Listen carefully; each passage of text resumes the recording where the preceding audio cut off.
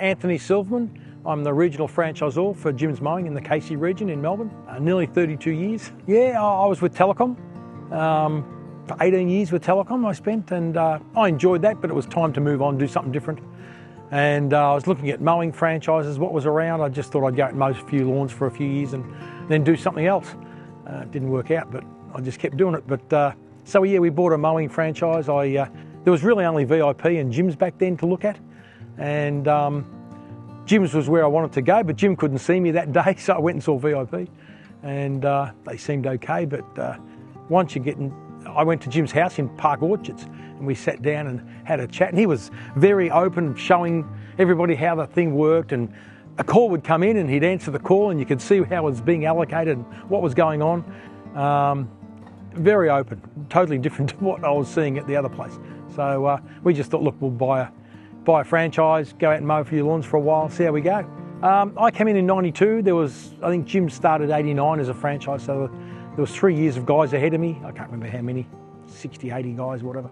But yeah, I just went out and mowed a few lawns, and it went really well. I did that for about 2.5 years and got a phone call one day to come and see them at the office. They'd moved to East Burwood by then. Not a nice place, but got him out of the house, I suppose. So we went and to find out what was going on. They wouldn't tell me on the phone. I thought I'd done something wrong. But they said, would you be interested in buying the region? It was a new thing. I didn't know anything about it. Jim was my franchisor, and I knew they had different states, but they were breaking things up into regions at the time, and they had a couple of regions that were a bit difficult, and Gippsland was one of them, too far from the office. Couldn't sort of really provide the service they wanted to. I was a franchisee in Berwick, and I thought I was doing quite well. Fortunately, they thought the same thing and offered the region to us, so we got to buy the region. We thought, what the hell, give it a go. You know, we're young. I used to be young. So we thought we'd buy the region. So we did that in 95.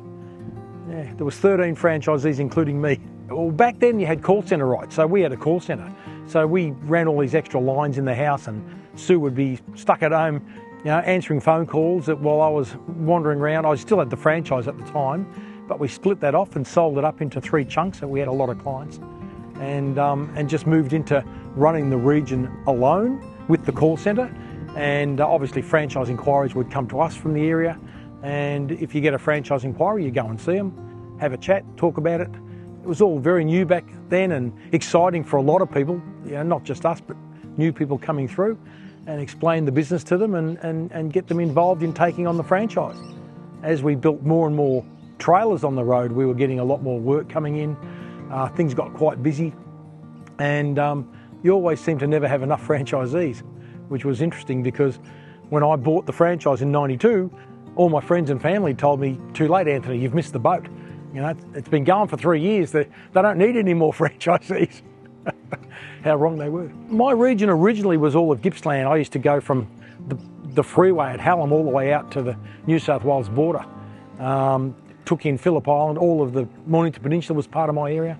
The regions were basically, once you got into the country, they were broken up into area codes. So I had 51, 56, 59 area codes. It was kind of a bit different. And then over time, I sold off Gippsland.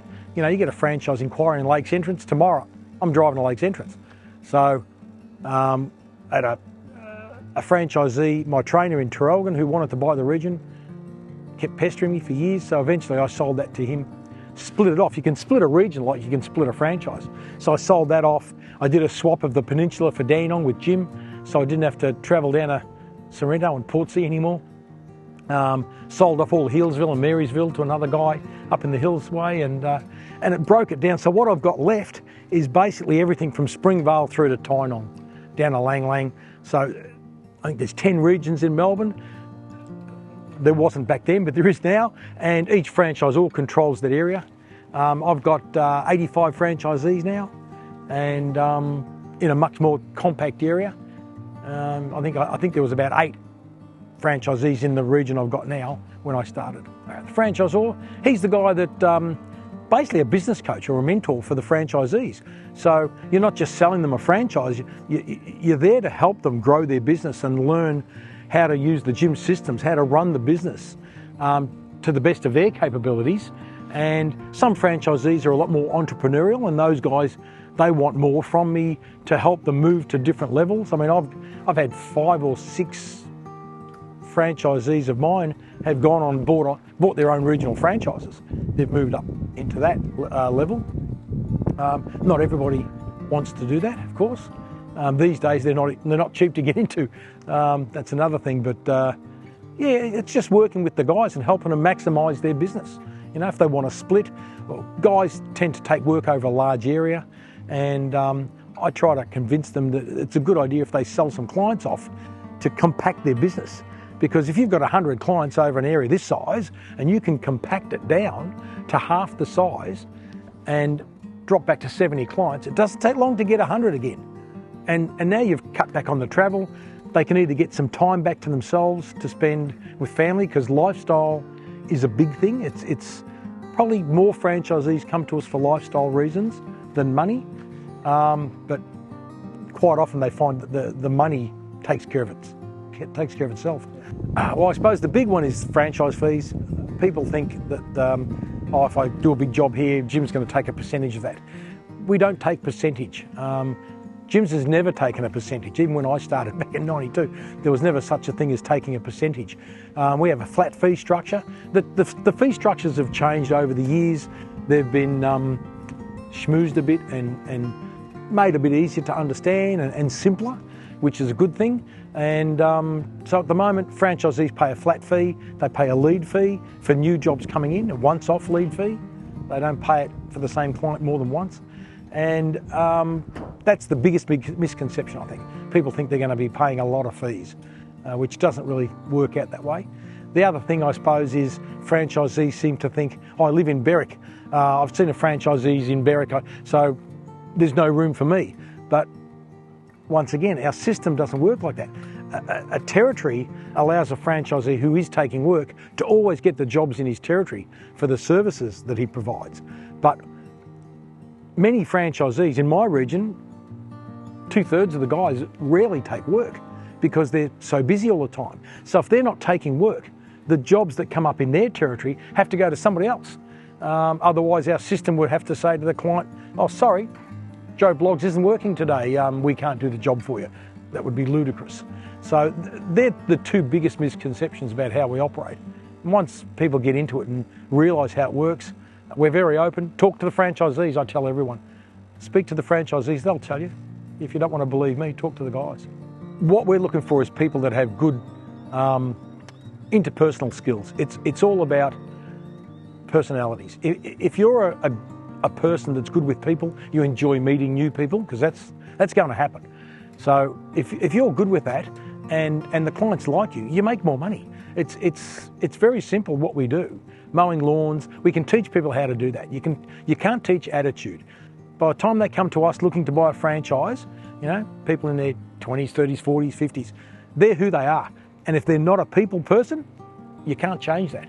So we're looking, or I'm always looking for the right type of people, for the fit. And I'm sure they're looking at me the same way, because we're going to work together. And if they don't think they can get along with me, they probably wouldn't want to buy a franchise. But by the same token, if I don't think they're the right person, every time somebody gets a complaint, they get a message, I get a message. I don't want that message. I don't want the complaints, because I now have to deal with these problems. So if I put somebody on that I think isn't suitable, they're going to get a lot of complaints. I'm going to get a lot of problems. Just takes over my day. So it's all about selection. Doing the job's easy. Sure. Okay, well, we get a message on the phone, tells us somebody's inquired. The first thing we do is ring them up, have a chat on the phone. Once I've spoken to them on the phone, answer any of their questions. Sometimes those conversations are 10 minutes, sometimes they're an hour and a half. Usually it's less than a half an hour. And we'll just talk on the phone. 15 minutes is plenty. Get a feel for what they're doing. The inquiry normally comes with an email address. I'll email the information, tell them what's available, how it works, explain a bit more about all the franchise fees. Everything's up front in that information they get. So we don't hide anything. And once they've got the information, the next step would be, let's talk about it a bit more. Have you got any questions? And let's do that face to face if possible, because at the end of the day, they need to know who I am and vice versa. I'll go to their house, make them feel very comfortable. In their own home, people feel at ease to ask any question they like. In control, I want them to feel that control, and then I can answer their questions honestly, and then if they're keen to move on from there, I'll send them out on an observation day with a franchisee, get a feel for it. I'll tell them to talk to as many franchisees as they like, and ask them any questions, and just see if they think it's a fit for them, and away we go. Yeah. Well, for a start, my family and friends told me not to do it, so I'm well aware of what happens in the background. Usually it's a wife, a partner like that, and I just say, look, is there a time I can come and we can sit together? So they're part of that process. They can talk to me, they can ask their questions, get a feel for me as well. It's easy for them to ask the partner a question who asks me, and it's all third hand, and let's catch up. I've gone to people's houses, they've got the husband, the wife, and the parents, and they're all involved. They want to know what's going on, especially if they're a young couple, but might be in their late 20s, early 30s, and they're looking for a bit of guidance from their own families, which is great, and I'm happy for them to be there. I'll sit and chat with them for as long as they like. I don't mind. Make them feel comfortable. Whether they go ahead or not, that's their decision. I don't like to I sell a business by not selling it, really. Look, a big thing is they can spend time with their families. If they've got young kids, I've had so many guys thank me later on that they've been able to see their kids grow up, which they didn't see them. Maybe they've got a younger child. They've been more a part of their life than the older kids because they were never there. They were off working, long hours, lots of travel, I think it's the opportunities in gyms for franchisees, not only to just make really good money, but to get to a point where they can make the money they want, but still get the lifestyle and the time. If you've got a holiday coming up, I've had guys not taking work for such a long time, and then suddenly they're taking leads, and I'll see that on the system. I'll give them a call. Hey, what's happening? You put down for work, this is great. Oh yeah, we've got a holiday coming up. We're going to, one guy was going to the Greek Isles and various parts of Greece and Europe. They were going away for 5 weeks. Biggest trip they've ever done. Jim's was paying for it, with this great business, but the lifestyle that it allows him to get that time. They were doing that through winter. It's a lot easier in mowing to take time off and do those trips in winter. I mean, it's summer in Europe, so if they're heading to Europe or America, the weather's pretty good. And you can get that lifestyle and the time to do what you want. Well, the services, I mean, obviously we do mowing, but not just mowing. So we do a lot of gardening, we do rubbish removals, gutter cleaning, hedge trimming, pruning, landscaping, you name it. If it's outdoors, we'll do it. And it gives a lot of variety to the guys. It breaks up their day. They're not just mowing lawns all day, every day, which can get a bit boring, I suppose. But with franchisees, they have the option of what services they want to provide. So gutter services, a lot of guys, there's a lot of people that do not like ladders. So I've got franchisees that won't even do single-story gutters. But if they want to do doubles, they've got to get a working at height certificate. They've got to get all the harnesses and all the gear. We've got to check that out to make sure that they're legally getting up on a roof, OH&S, to make sure they're staying safe and doing the job properly. So not everybody does that. Landscaping is another service that many franchisees don't want to do in the early days until they get a bit of a grounding. I mean, we like to put franchisees through horticultural courses, and although it's not in the contract, there's nothing to make them do it. It's a great option for them to do, and we push that with the guys, and the ones that do it learn so much and make a lot more money because they've got more skills. Well, there's been quite a few probably. One in particular that's a bit more recent, I've got a franchisee,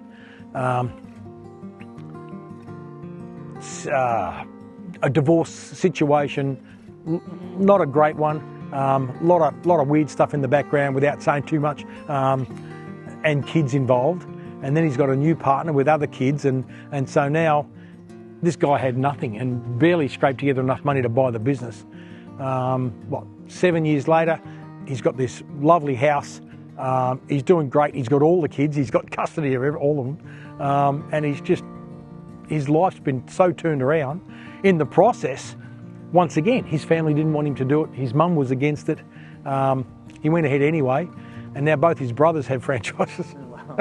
So it's amazing how people's minds can change. Yeah. Big lack of restriction. They can employ as many people as they like. They can have multiple trailers. I had 2 trailers and 3 employees when I was mowing. I know there was a guy many years ago, Damien, he had 9 trailers and 18 guys working for him. So, and he was taking work all over Melbourne. There's nothing to restrict you doing that, and your franchise fees are the same. The only difference is you might be taking a lot more leads to feed more trailers, more people. But other than the lead fees, you can have one franchise, you can have multiple trailers, and you can take work all over Melbourne. The thing in gyms, you're working by yourself, you've got your own business and you own that, but you're not really on your own. You've got the mentorship of all the franchisees around you, because there's no animosity amongst the guys. They help each other out. They've got the franchisor in their region to help them as well. So they're not just getting in blind with nothing, which they would be doing as an independent. It's not that easy to start up a business with nothing. It's hard to get the work. The advertising's not cheap. And as a group, we have a lot of benefits with the advertising. I know that when I started many years ago, and Jim used to say, if you're converting 100% of your leads, you're too cheap. So I kept putting my price up. And it got to a point where my price was so much higher than everybody else's, and I was still converting 100%. I realised at that point, price wasn't the issue. It was all about providing the service to the client. If you tell a client you're going to be there, you be there. If you can't be there, you give them a call. You know, phones were a big thing back then. Not everybody had them, but I had one in my car. So, you know, if you knew you were going to be late, you'd let the client know. And I think they got used to that fact that they could trust me. So I was getting so many referrals and things like that, and it all came from just being the guy that wanted to help them. Every client I felt like, what if this was one of my relatives? And especially a lot of the elderly women. What if they were like my nan? If someone was treating my nan in a certain way, how would I want that to be? So I treated everybody that way. And it just came back to me in spades. Best advice, keep in contact with your clients. Let them know what's going on. Make sure they understand what they're getting. If a client says, I need this done, write it down. Always put it in writing. Make sure everybody understands what you're going to do and what it's going to cost. So the client knows what they're getting, and when you give it to them and they get what they've asked for, they're happy to pay you. They'll probably refer you to other people, because that doesn't happen a lot. People don't get that. They just get told, I'm going to do that, that and that. And then they come home one night and that's done, but not that. And where is it in writing? And there's conflict then. And you don't need the conflict. That's where we get complaints. Not often, I must admit. Most of our complaints are tardiness. We don't get a lot of complaints really these days for the work we take. But yeah, it's all about just letting the client know what's going on. And my best franchisees are good communicators. Depends if they're buying a business from a franchisee who's leaving gyms. There's equipment available that they can buy if they wanted, that no obligation. The trailer usually is something they'd want to buy because it would be cheaper to buy a second-hand trailer than a new one. And if it's been taken care of, they can save some money. If someone's buying a split, then there's no equipment available, they buy new equipment. So I tell people exactly what they're going to be spending and let them know what the costs are. Even some of those costs that aren't related to us, like the equipment. If you're buying equipment, you're buying it from the mower shop. I can tell them what they need. I can recommend certain things as we do. It's up to them what to buy. There's nothing that we can't make them buy certain brands, but 99% of the time they'll buy what we tell them they need. And they'll just buy that from the local mower shops. The mower shops will give them all a great discount. When I started, there were certain mower shops that we used to deal with. Now, everybody wants our business. So they can go anywhere they like. Trailers, my trailers come from Pakenham Trailers, builds a great trailer. If somebody needs a new trailer, they'll go to Pakenham, they'll buy it from Pakenham Trailers. They're not buying the trailer from me. I'm selling the business, the territory, and the systems. Well, the fee structure's changed big time. It was almost incomprehensible back in my day. They had surplus shortfall and you could spend 2 hours explaining it, and at the end nobody still understood it. That was a lot of fun. So the fee structure's changed a fair bit. National offices changed. I mean, back then Jim still had certain regions when I took on, and he was the franchisor for this and this. Now it's grown into this huge thing with all the different divisions, and that's been the biggest change, I think. And call centres, of course. The call centres, franchisors used to have the call centre, I did, and all the other guys around my time.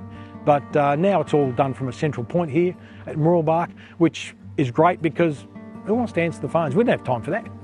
Oh, it's been fantastic. Been a great business for us. We've enjoyed it. I like meeting people. I'm a bit of a chatty guy, so if I get a franchise inquiry, especially if he sounds really good on the phone. I really want to meet him face to face and have a chat with him. But just being part of Jim's, I mean, you've got automatic credibility. I think that's why we've got so many divisions. People can open up a new, these other ideas that come on, cleaning when that came on back in the early 90s, originally 94. You know, they said, I think Jim told the guy that wanted to start it, "You're nuts. We're a mowing business." You know, and then they started to realise that the Jim's head, the name, that Jim's bit, not the bit under it, just the Jim's head. That was the big thing, was all about Jim's, the credibility of a system that works. And I think the fact that people know we police check people, you know. If you get anybody to come in and do a job at your property and something doesn't work out, who do you complain to? The guy's wife. And you know, here you've got a system where they can make a complaint to the office. It comes to me as franchisor, and if I can't resolve it to the satisfaction, Jim will get involved himself. I mean, in 30 years I've had him get involved once, but he won't necessarily side with the client. He'll look at it objectively, but it's a process that we've got that independents don't have. Oh, just go to Jim's website, jimsmowing.net or jimsmowing.com.au, put an inquiry in, ring 131546. That's the easiest way. Just talk to the wonderful girls in the office, give them your details, tell them where you live. They'll want to know your name, address and phone number. The address will help us decide which franchisor that goes to. You know, if you live in Berwick, you're going to get a call from me. You know, if you live somewhere else, it'll be a different franchisor that's going to call you, and you'll get that call back fairly quickly, and we'd love to have a chat with anybody who may be interested.